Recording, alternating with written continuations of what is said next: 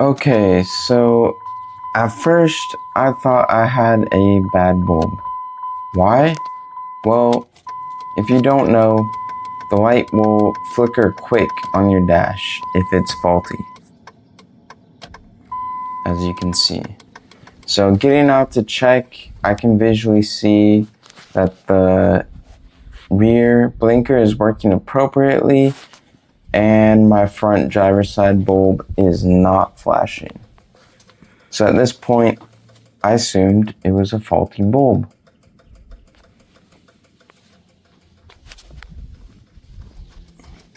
So to remove the headlight assembly, first we will undo the torque head screws on the plastic bracket of the headlight. There's these two over here on the left. These will use a size T30.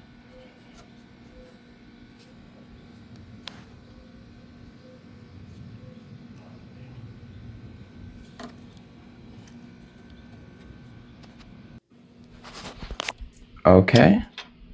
Next, don't remove this screw, but instead we're just going to take off the rubber seal from the plastic parts.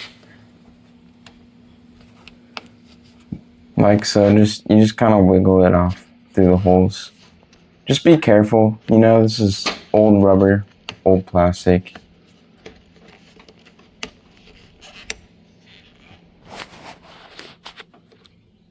Okay, as you can see, the headlight is now a little loose. And that is because we have one more screw we have to get out. This will be the same, the T30. For this one, I'll need an extension on my wrench.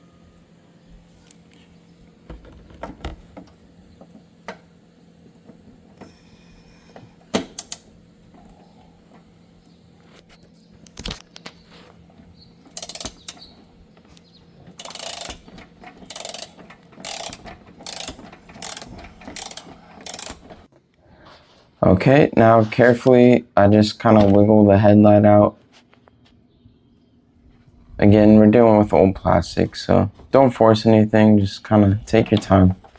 Mine got caught up on the bumper, but it should just, wiggle out. If it's stuck, just inspect around it. Be patient.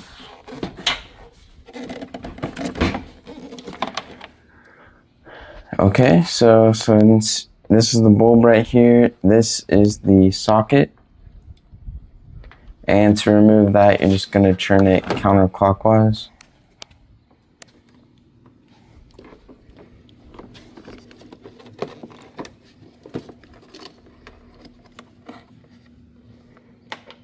Want to get my bolt out of there before I lose it on the ground.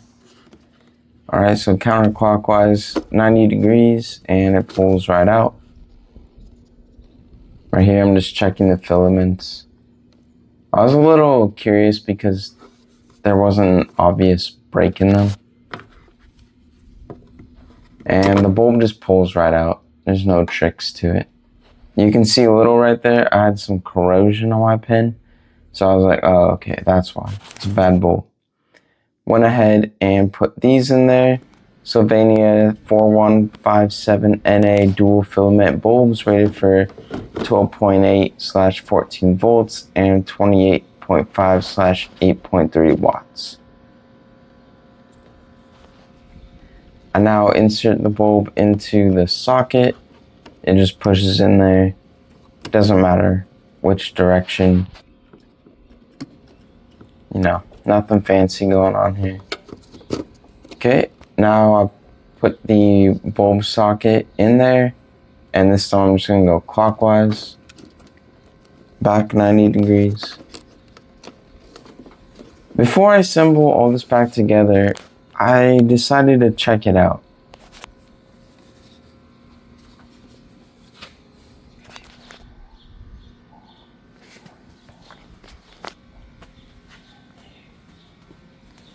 And this honestly really did surprise me, but my bulb did not fix the issue.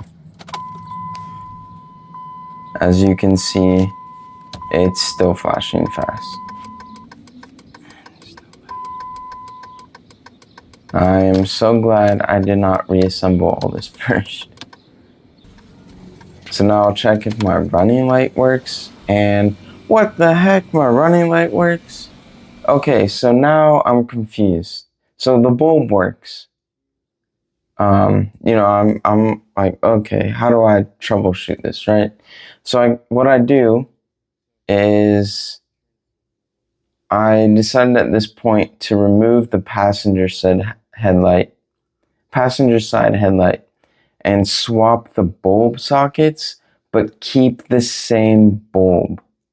Because it's a brand new bulb, it should be working. So again, this is a different socket, the one that was working, new bulb that the churn wasn't working on, and now look, now it works. And the only difference is the bulb socket. So with logic, we eliminated the bulb and we eliminated the chance of faulty or bad wiring, since the only thing different is the socket. Does that make sense? So here it is, with the running light. Okay, so here's the churn signal, and then we're going to go ahead and turn on the running lights. So now this is both, and it works just fine.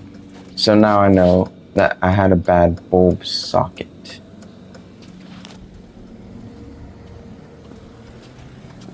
So now I'll head over to the store and get a new bulb socket.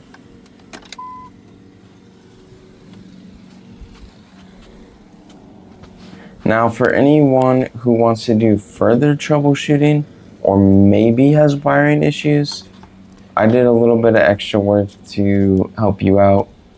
The white tan wire on the passenger side is your churn signal, white yellow wire is your running light, and the black will be your ground.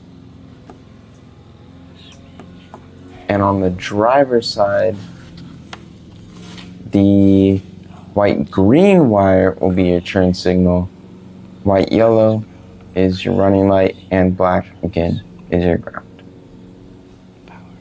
Okay, I hope this helped you guys, figure out if just a bulb replacement didn't work for you, how you can easily swap bulb sockets, and hopefully that fixes it and you don't have faulty wiring, because that would suck. But cool, thanks for watching the video.